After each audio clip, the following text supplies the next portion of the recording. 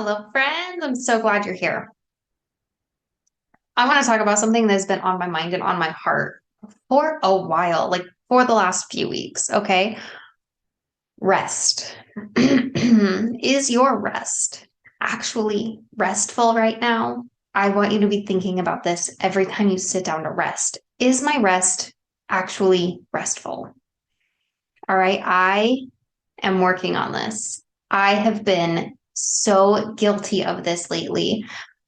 I want you to think, how many times have you sat down just today, pulled out your phone and called it rest?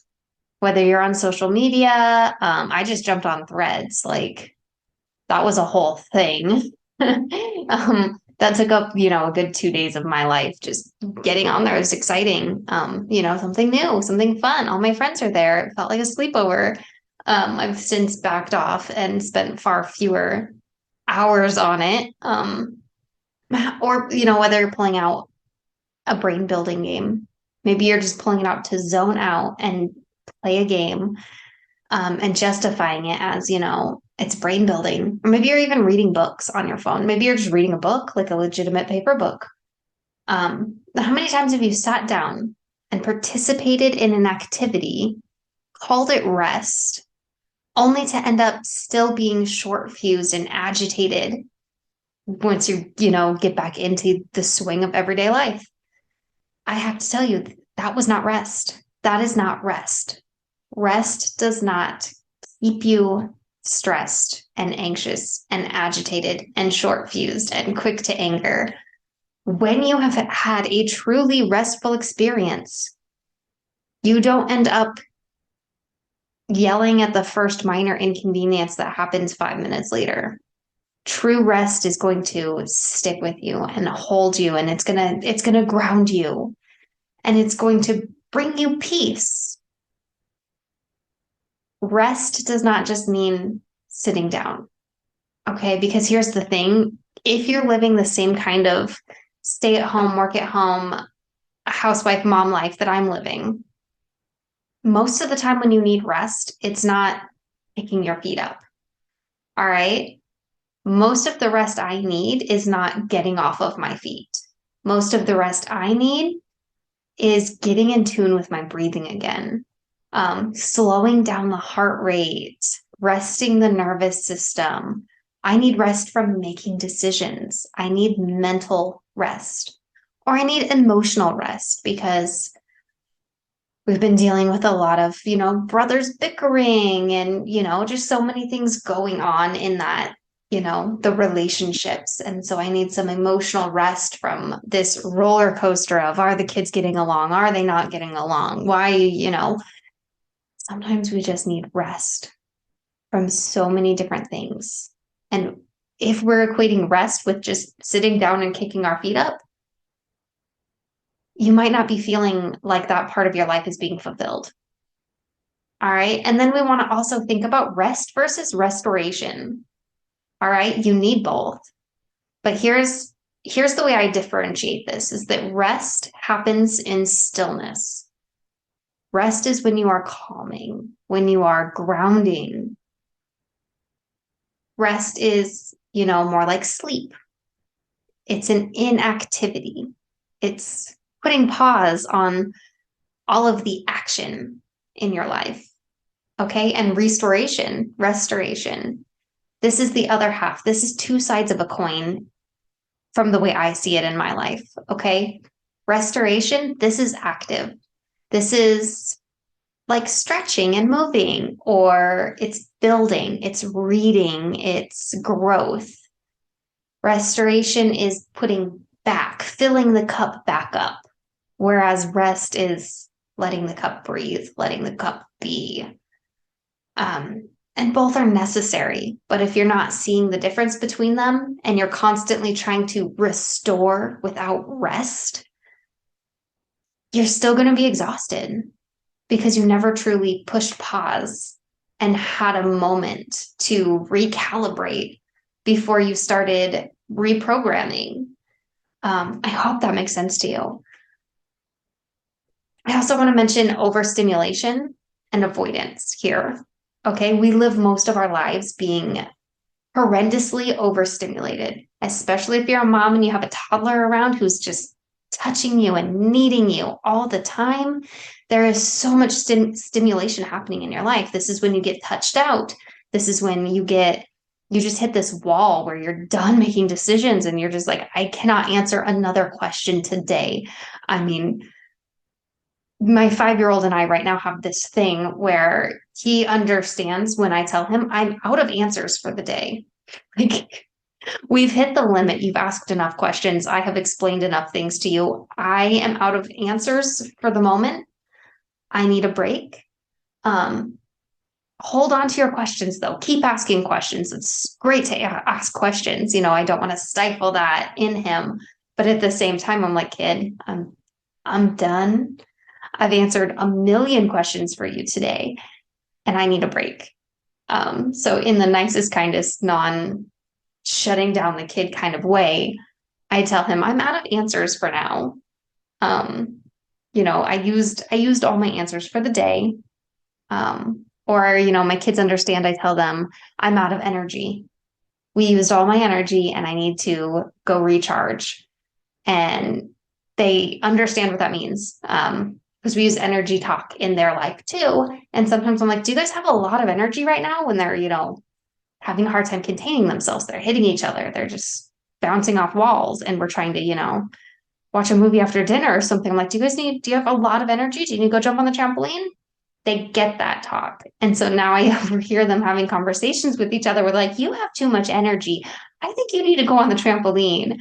And I think it's so adorable, but it's so wonderful that they're getting these kinds of concepts where they're not just being told that, oh, you're bouncing off the walls. That's bad to do. But they're getting like, you have a lot of energy right now. And hopefully that translates to them later when they're older and they're, maybe they have anxiety. And they start to understand that and see like, oh, this is just a lot of energy inside of me. And I need to focus this energy somewhere else so that I'm not self-sabotaging my entire life just because I'm having anxious energy. Um, this is, if you don't get where I'm going here, this is a note for you too. Sometimes you might be feeling really anxious and you might be feeling really wound up and you might be feeling really irritable. And maybe it's just an overbuildup of energy. Do you need to go play on the trampoline for a little bit? Do you need to go do something that's going to get some good energy flowing? That's going to help unwind you a little? And because we are so overstimulated in our life, a lot of times the rest or the restoration we need, it's not going to be found in your phone. Your phone is meant to stimulate you. It's there. All the apps are created to keep you hyper focused on them and to keep the dopamine dripping. And sometimes you just need a break. Your rest is needing a break from that dopamine drip. And it can be so uncomfortable to just sit with yourself when you are so used to avoiding sitting with yourself. And I have struggled with this for a long time too. And I justified it in saying, I'm going to sit down and I'm going to do a phone break because I recognize that the games, the apps, the social media isn't restful. So then I take a phone break. And then what do? I bring a journal and I start noting things and I start journaling and trying to create and I start planning. And that's not restful either. You really need to take a break from all the stimulation coming in and coming out. You just need to sit and be still for a little while sometimes. And that is going to be rest, getting grounded. And after you rest, you can start the restoring, you can start the rebuilding, you can start the journaling and the meditating and, all these other types of things. But the rest, actually like pushing pause on things. And I do want to challenge you today to just take 5 minutes, like seriously, set a 5-minute timer and just try to be still and count this as your rest. Don't bring your phone with you, set it as your timer on the other side of the room or, outside the door or something. But avoid being on your phone, Avoid creating new stimulation in your life. Avoid being stressed out about something and planning something. Avoid planning conversations in your head during your rest break. Actually, just set a 5-minute timer and just rest. Focus on breathing. Don't focus on growing. Don't focus on going on some, cosmic meditative journey. Just focus on being still for 5 minutes. Let thoughts come and go. Don't judge the thoughts that come. Don't get upset when thoughts come, but don't grab onto them. All right. Thoughts are going to come and go from your brain. Let them pass through. Don't grab them and start creating this anxious spiraling out of control because you're thinking about this thing. Just be for 5 minutes. All right. And I'll say you can take it one little step farther. Try spending these 5 minutes either outside doing grounding, like go be barefoot on the ground, go sit on the ground and spend 5 minutes just being still, or do this when you're in the shower or in the bathtub. Some people really, really like nature has this ability to really ground you and to really help you relax and help you restore and help you, balance out the neurons or whatever, the electrons. I don't remember all the terminology for it. It's been a while since I read it. But either going and being in dirt or being in water, one of those two will likely just be this kind of amplifier in your life. Like you hear people talking about being earth signs and water signs and fire signs. And I heard someone recently talking about how they're a fire sign. Oh, it's Lori Harder. She was talking about how she's a fire sign. And so she needs to be near water. Like all of her houses are near water because it balances her out. So if that you're a fiery personality, that you're a fire sign, be near water. Do this, rest in the shower. And I guarantee that's going to amplify it for you. For me, I'm an earth sign, getting into the dirt, that feels good. That feels restful. That feels recharging. And so I do that pretty often. I've recently started gardening and I'm not great at it. I have not grown anything yet, really. Um, but I go out there and I be in the dirt. And it's great to have a purpose for showing up in the dirt. And I go and do my gardening barefoot most of the time. And it's calming to me. I go out there without my phone and I just take, 5 to 10 minutes, whatever time it takes to go look at every plant, touch every plant, talk to every plant, maybe pop a few new seeds in the ground just because I'm feeling like it, to water them. And I just breathe and I let myself slow down and I let myself get that little bit of rest. And it is rest for the soul, honestly. That's what we should be seeking here is rest for your soul. What on a soul level helps you feel rested? Find it and do that.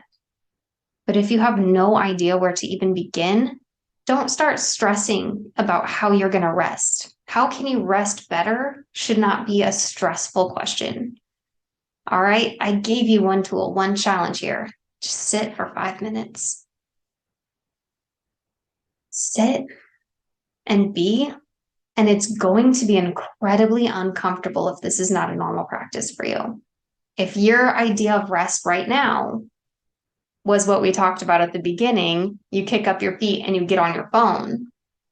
If that has been your idea of rest so far, and it doesn't feel restful because you end up overstimulated afterwards because you kept putting more stimuli in the whole time you were sitting, this is going to feel really uncomfortable to sit and rest for 5 minutes without your phone, without TV, without, anything going on. Just sitting for 5 minutes. It's going to be uncomfortable, but it's a necessary, uncomfortable wall to climb over. Okay, it will feel better on the other side. Keep doing it every day. Just 5 minutes. It's such a teeny, tiny little part of your day. Do it after the kids go to bed. Do it first thing in the morning. Do it whenever any time of the day where you feel like you have a chance to take 5 minutes where nobody needs you and just be still. Okay? Friend, I hope you find this beneficial. I hope you find this helpful. I love you so much. All right, until next time.